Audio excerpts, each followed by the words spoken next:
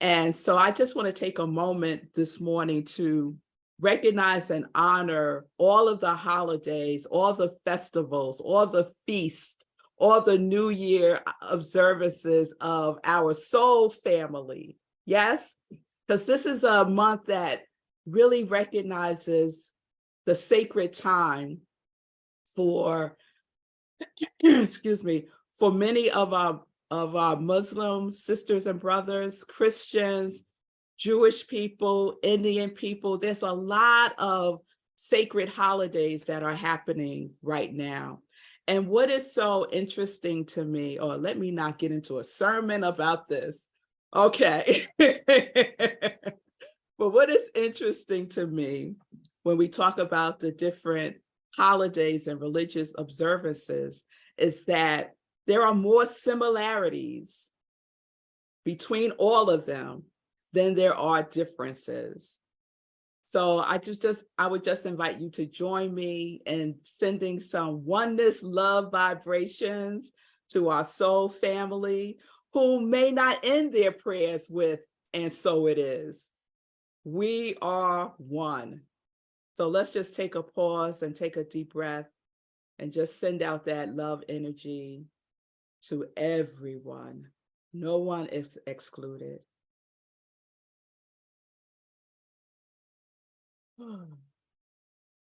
So blessings for Ramadan, blessings for Lent, blessings for Nuvatri, and all the other observances of all the people.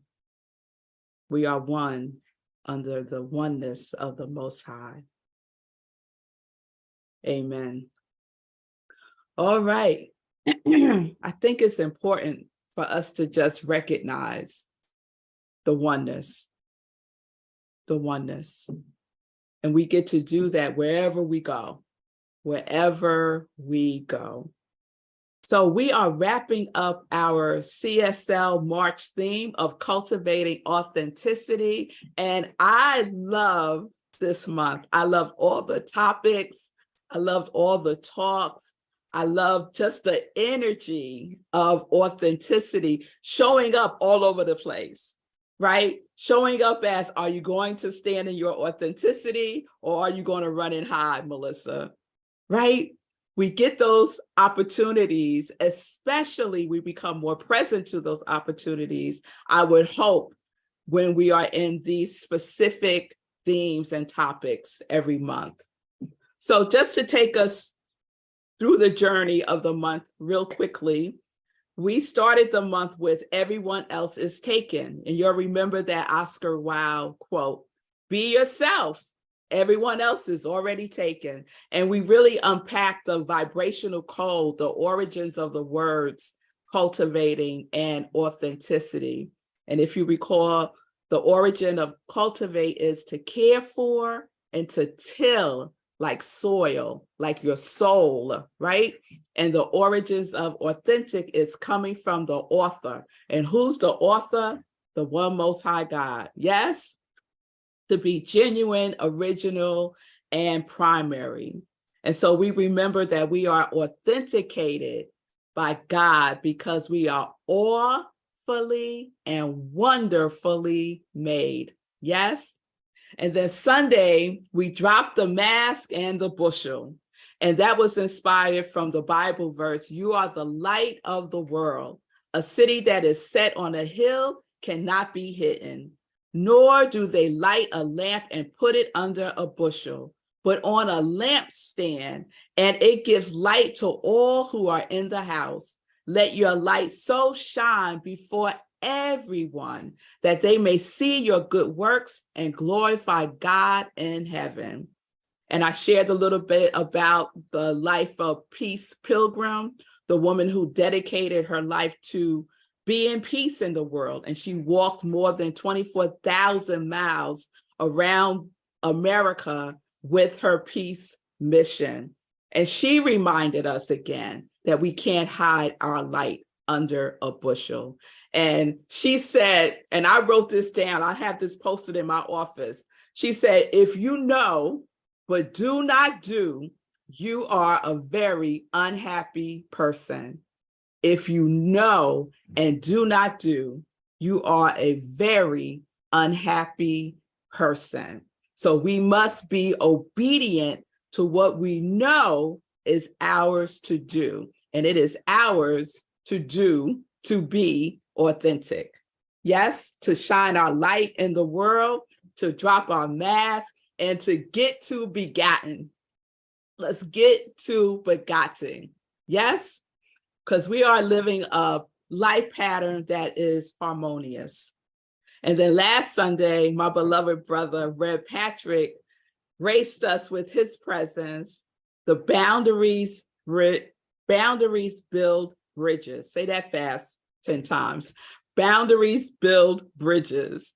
And he shared that boundaries are a limit that you set to define what you will or will not do, or what you will or will not accept to tolerate from others. The boundaries are containers in which our authentic self resides. So having clarity about our boundaries empowers us to know what is ours to do and what is ours to be in the world. And I hope that everyone's been doing at least one of the gets. Remember the gets that I gave y'all and that we've been adding on every Sunday? So just as a reminder, we have 6 gets. I'm going to share the 7th and 8th one today.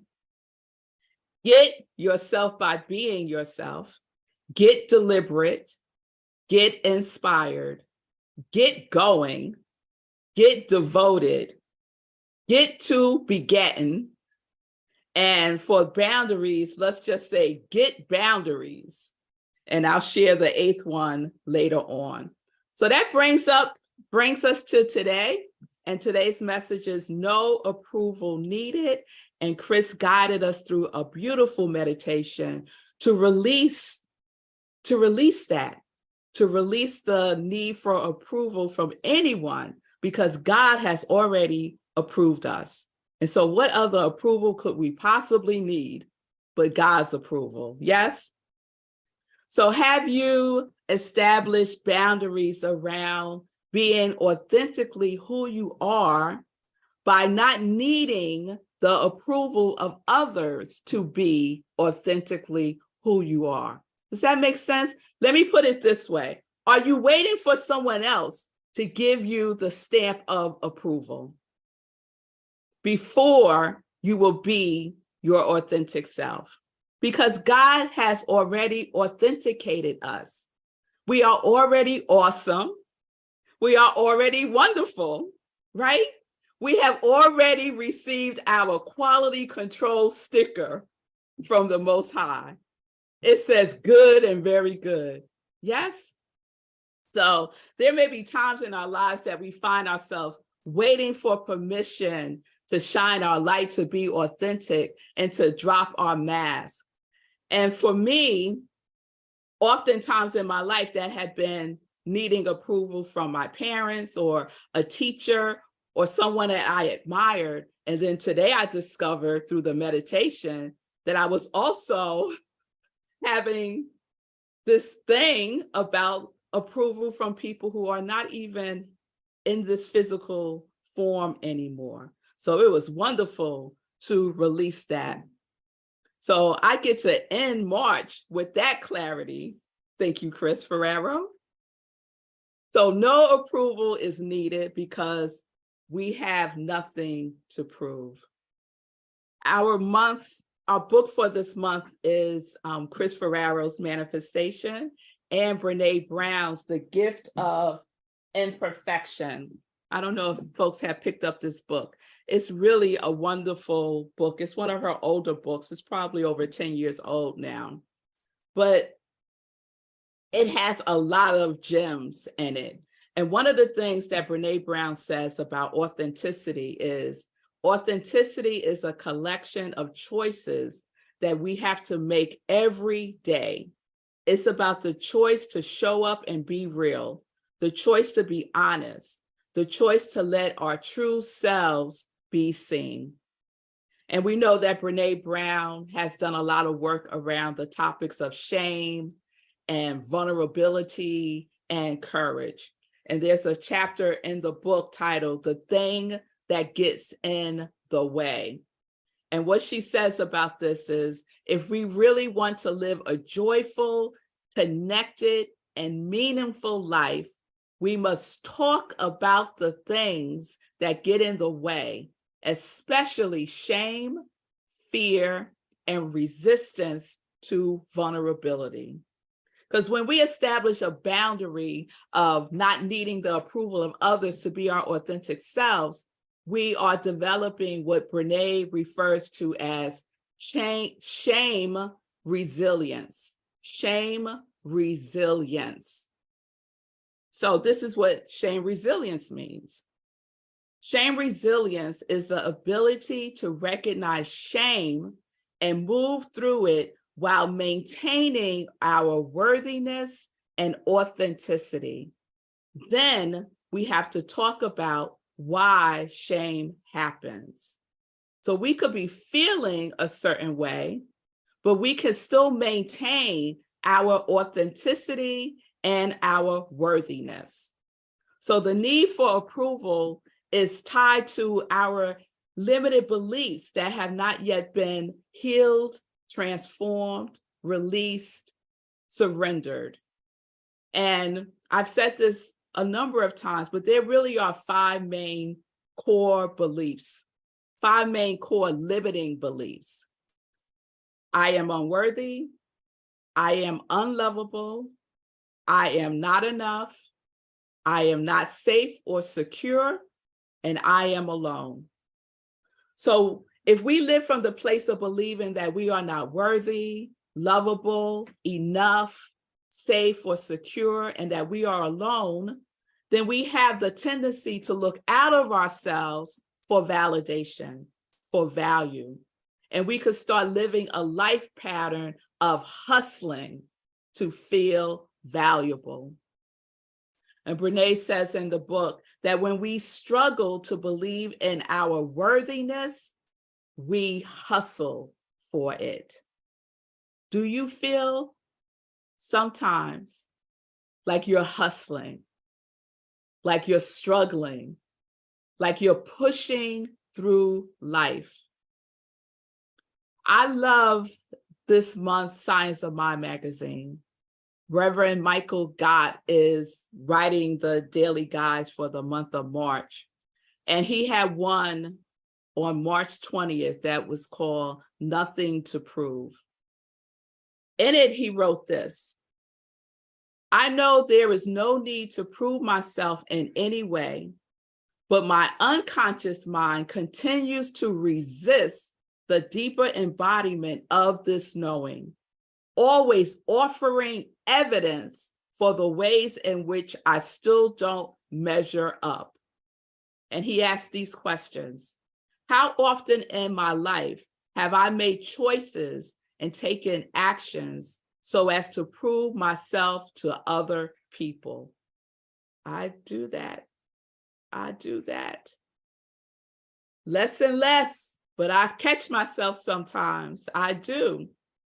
Have you made any choices and taken actions just to prove your worthiness?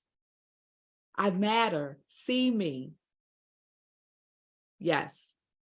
Did those choices lead you to feelings of worthiness or feelings of shame, fear, and resistance to being your authentic self?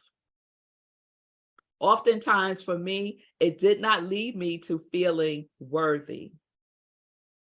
Most of the time, it leads me to feeling exhausted because hustling will drain your energy, right? Fighting against being your authentic self takes a lot of energy versus just showing up and being the awfully and wonderfully made person that you already are.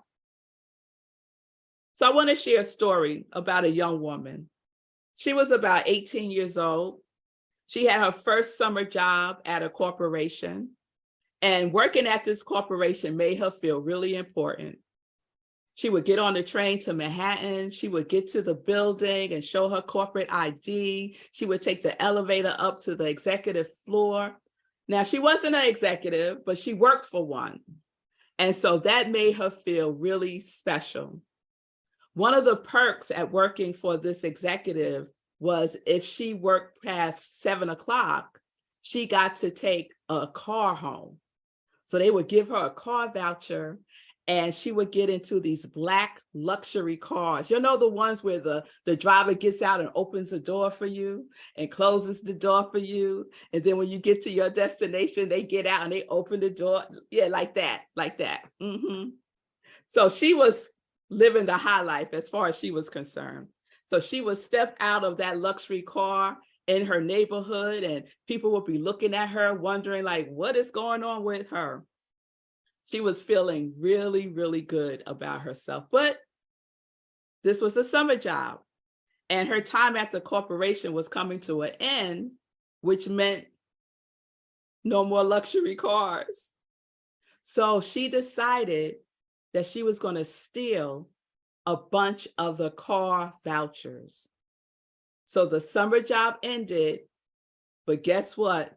Her luxury rides did not, because she had stolen those car vouchers. So she would call the car service and have that car service drive her all over the place, right?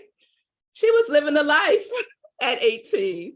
She was feeling wealthy and she thought she was possibly feeling even worthy, because most of her life, she did not feel worthy. And this experience was giving her that feeling of worthiness. And then guess what? You know what happened? The last voucher, it was over. And then what happened? About a month later, someone from the corporation contacted her and they told her that they knew that she had stolen the vouchers and they were threatening to press charges against her unless she had paid back the money. Now, this girl would call the car service to pick her up from her house and drive her back home to her house. Now, they would send a bill to the corporation that would have the pickup information and the drop-off information. So clearly, this was not a mastermind criminal that I'm speaking about here. Now, she was able to work out a payment plan and the whole matter got resolved with the corporation. But what was left, which was unresolved, was the feeling of shame. She felt such shame, and that shame was magnified, and that shame triggered her feelings of unworthiness even more. As a matter of fact, she believed it was the evidence that she was unworthy, the proof that she was unworthy. And she carried this secret and shame for years. She told no one. She moved on with her life, oftentimes thinking about what she had done. She still had not forgiven herself. She still felt a lot of shame about what she had done. And she was now in her late 20s and she was starting on a new journey with herself. She was taking classes at a spiritual center. And one of these classes required that she take inventory of herself. So one of the steps of the inventory was to share something that she had not forgiven herself for, to share something that she felt shame about. And you'll know immediately what came up for her. The first thing that came to mind was stealing those car vouchers. And she shared it, she confessed it to a trusted friend. And that confession was what she needed to start to free herself and forgive herself. She was able to release herself from the shame. She was able to start healing the wounds of unworthiness that had driven her choices and decisions most of her life. She was able to forgive her father. She was able to forgive herself. She was beginning to see her life from a higher perspective. And she began to realize that she really has nothing to prove, right? This story is an illustration of how we can hustle for our worthiness for proof and approval. It also illustrates how this young woman claimed what Brene Brown refers to as her shame resilience, that ability to recognize shame, to move through it while maintaining our worthiness and authenticity. Then we have to talk about why shame happens. And she talked about it. And she understood the underlying core belief that had been running her life, the core limiting belief of unworthiness. Reverend Michael Gott also writes in that daily guide, Nothing to Prove, what if we could finally rest in the truth of our wholeness and trust that there is nothing to prove ever? What might we become? What might we become? What might that young woman become? Well, years later, that young woman became the spiritual director, senior minister at Rockland Centers for Spiritual Living. Yes, that young woman was me. And I have to tell you, confession is good for the soul. It frees you. We don't have to carry our burdens around. We don't. We can lay them down. We could lay down the need for approval. We could lay down the need for anything that is not who we truly are. So there is no approval needed to be who God made you to be. The you that is awfully and wonderfully made, the you that is authenticated by God, the you that has a magnificent light to shine in the world, the you that has dropped the mask of shame and fear, the you that love has begot. Love begot you. Love got you. Yes? The you that is worthy just because. The you that said yes to this divine assignment. And everyone here has said yes to this divine assignment. And the reason why I know this is true is because you are here. You are here. You are worthy to be here. You are wonderfully made.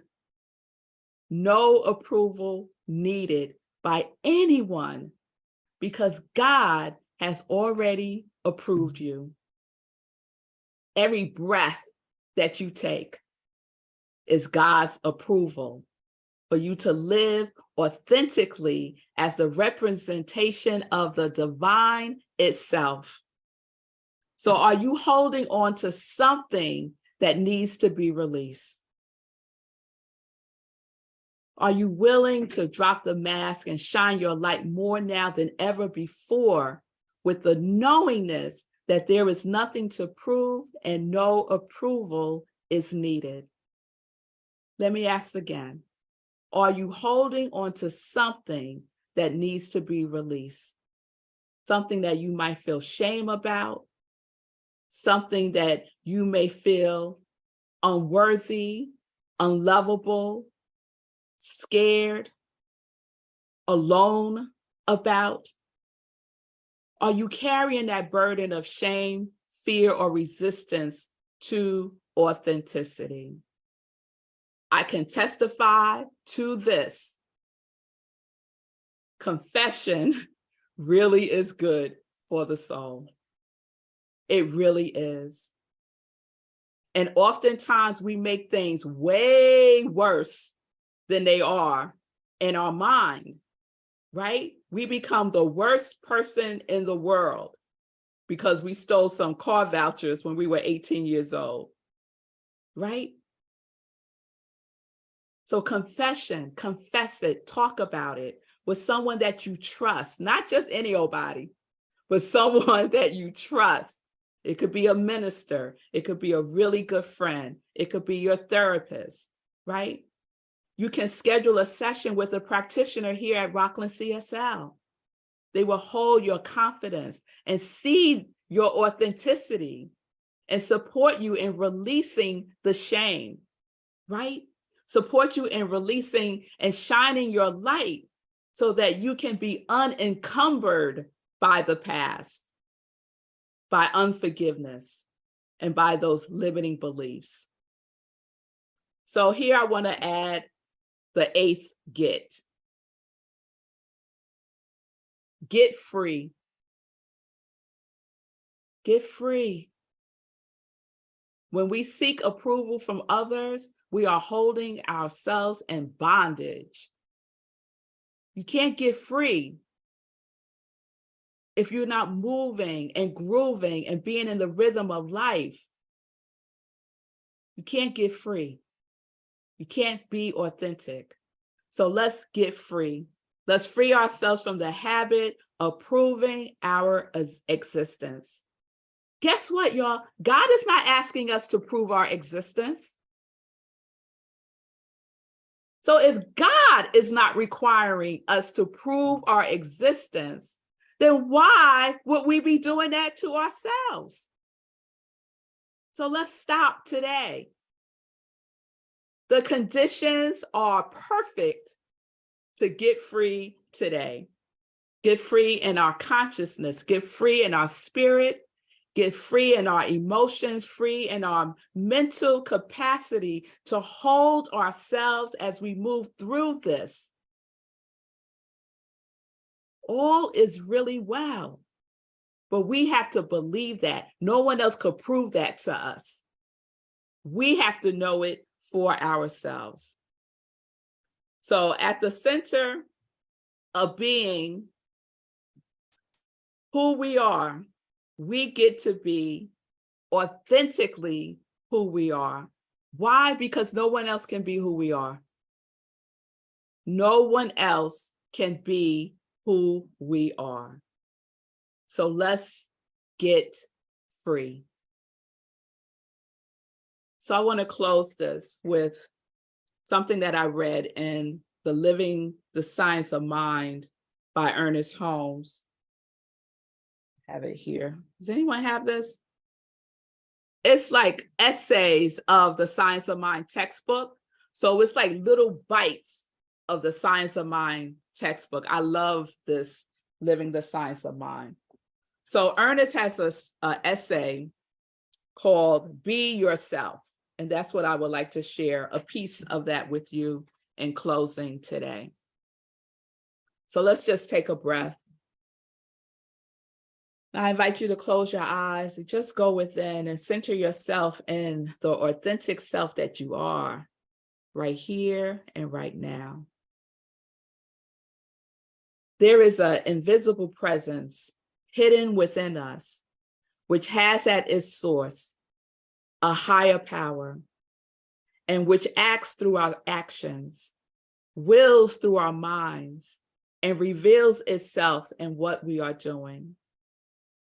At the center of our being, there is a divine person, a unique incarnation of God.